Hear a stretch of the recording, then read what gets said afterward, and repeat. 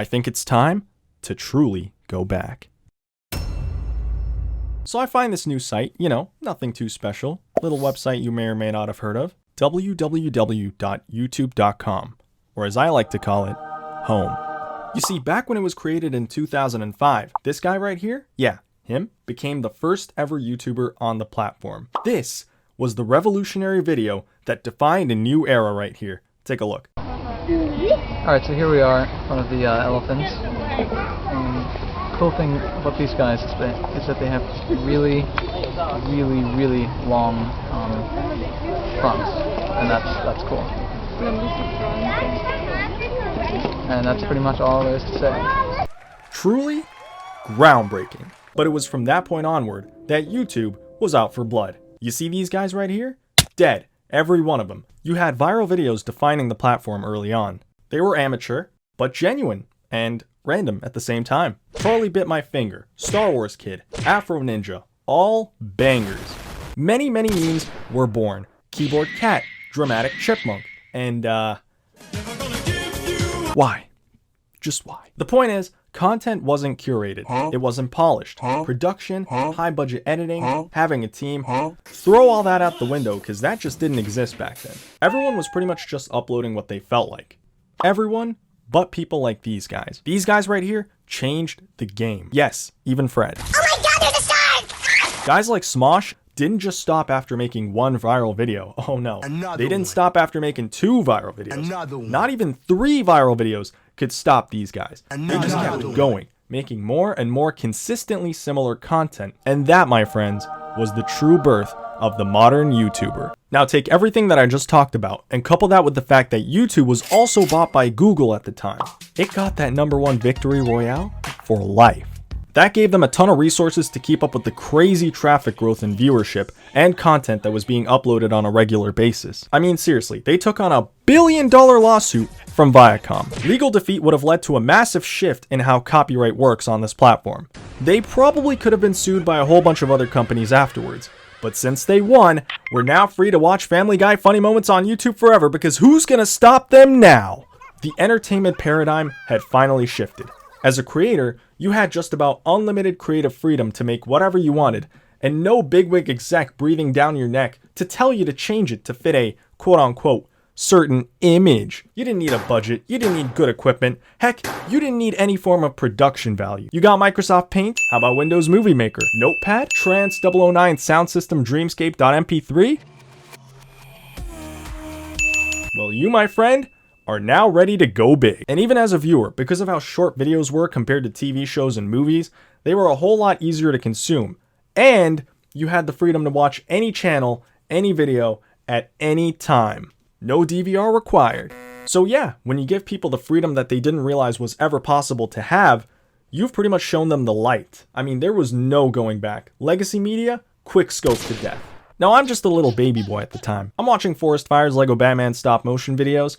All I hear are the funny censor sounds and F-bombs galore. I can't understand a single one of the many adult jokes showered in there. But you know what? I knew it was gold. So I created my own account, used my birthday money to buy a camcorder, started filming my own animations, and here's what they looked like. Oh yeah, baby, hot garbage. And that was when I realized you basically needed to be bargain brand Steven Spielberg just to make the stuff that he does. And well, the only movies that I could make at the time were The Room. Oh, hi, Mark.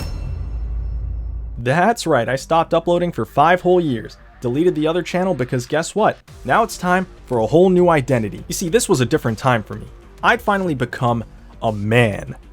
Well, actually, a teenager. So of course I had to throw out all the baby stuff I was into at the time. Goodbye Lego, hello Call of Duty. Channels like the Syndicate Project and Allier were my idols. Yes, the same Allier that makes Fortnite content today used to make COD videos. I remember the days when I would just rush back home after school to watch a ton of their Black Ops 2 commentaries and gameplay videos, and I'd just be hooked for ages. And that's how I started getting into Vanoss Gaming, Minnesota Burns, KYR Speedy, White Boy 7th Street. I mean, the list goes on. So with these new inspirations in mind, I got to work on SM6533, putting out nothing but absolute quality. I held the same camcorder I got with my birthday money up to my TV and hit record. Oh, and believe me, it only got worse from here. Kids these days are lucky that PlayStations, Xboxes, and even graphics cards have built-in recording functionality, because back then, I had to use this piece of junk. Look at that crisp 240p. Amazing. And editing, oh boy, editing. Editing was so much worse. I probably would have been better off using Windows Movie Maker, because using an iPod to edit with a free editing app? Yeah. Imagine making precise cuts on a touchscreen about as tiny as a credit card. Not fun. I pretty much made anything that stuck at the time. Call of Duty glitches, because that was a thing, and Flappy Bird videos. Real peak cinema right there. My channel rebrands. That's right. SMX. I am now an elite gamer, and the only thing that I changed was I added an X. Hey, you know what? At least I beat Elon to the punch. I appreciate SMX though, because that's where I really learned how to finally make achievement guide videos and guide videos in general, which was a lot of fun. I learned that helping people can be really fun on this platform. Alright guys, I'm back. And apparently I got an achievement for making it to round 30. Once again, my inspirations began to shift, because that's when I started getting into Call of Duty Zombies a lot more, and I really started to find inspiration in my friends, JC Backfire and Rizzo Undead at the time. So I kept working at it, making a bunch of Zombies videos. Nothing was really sticking, but everything changed when I finally decided to drop a Sonic video for the first time ever on that channel. Sonic had always been my childhood for as long as I could remember. Sonic Heroes specifically was a game that I just never got sick of. So when I saw that the game had a pretty sizable modding community, I figured, hey, why not download some mods and make videos on them? I really wish I could show you guys the videos that I made. Unfortunately, I deleted all of them, which really sucks. But hey, I mean, the Wayback Machine itself shows that a video I made covering Supersonic and Super Shadow mods in Sonic Heroes blew up, at least to me, you know? I'd never seen numbers that high, and I think it eventually hit 300,000 views if I'm not mistaken, so that was pretty incredible. So I took my newfound success and I threw it in the trash. That's right, baby, I made more COD videos. That's how you knew I was doing YouTube purely because I loved it. Fast forward to the final moments of SMX in 2018, I was at around 2.7k subscribers at the time. I think there was a lot of pressure building up at that time. People close to me were telling me, hey, this isn't going to go anywhere, man.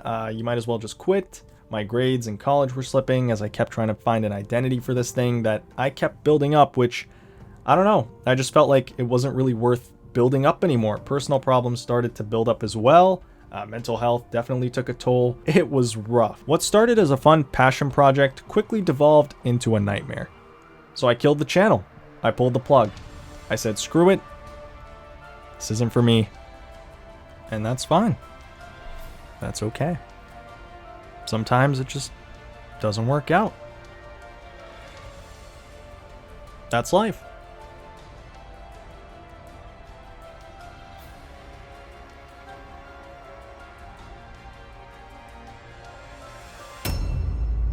Hey, what's going on, guys? I'm back. So yeah, I decided to come back because I'm a walking contradiction, apparently. I think, you know, passionate people in general just can't walk away from or fully give up on what they love. I mean, if you really love something, set it free. If it comes back, it's yours. Cliche, but true.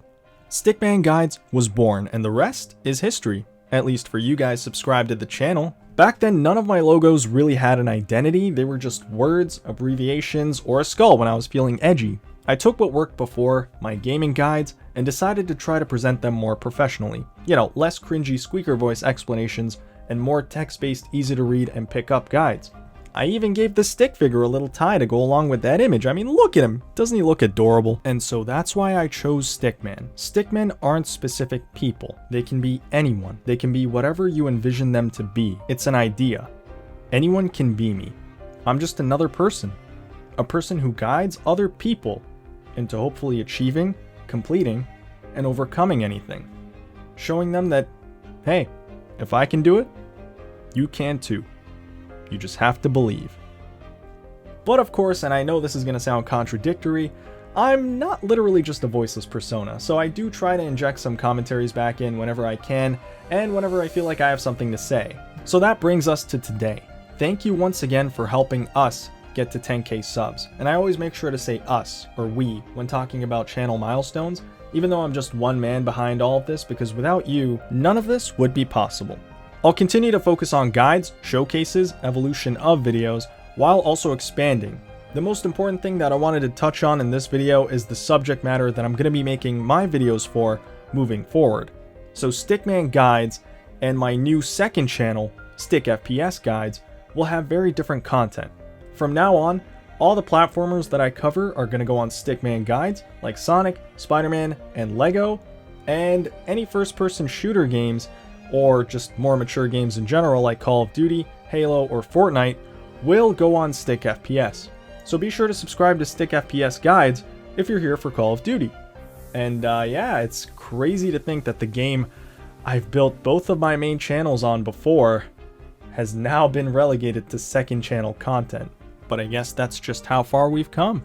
I'll be sharing even more announcements and exclusive content drops very soon. I've just been in the planning phase for a while and it's taken a bit of time to iron everything out, but once that's done, it's gonna be good. I promise you guys, so stay tuned. The last thing that I wanted to say to everyone before we get back to our regularly scheduled content is, life is short. So short, in fact, that it can be stressful to come to terms with sometimes. At least for me. I think it's important to look back, appreciate where you've come, be grateful for what you have, and be thankful for everything, but also always continue to strive to do more, to do better, to be better. So go on and live life.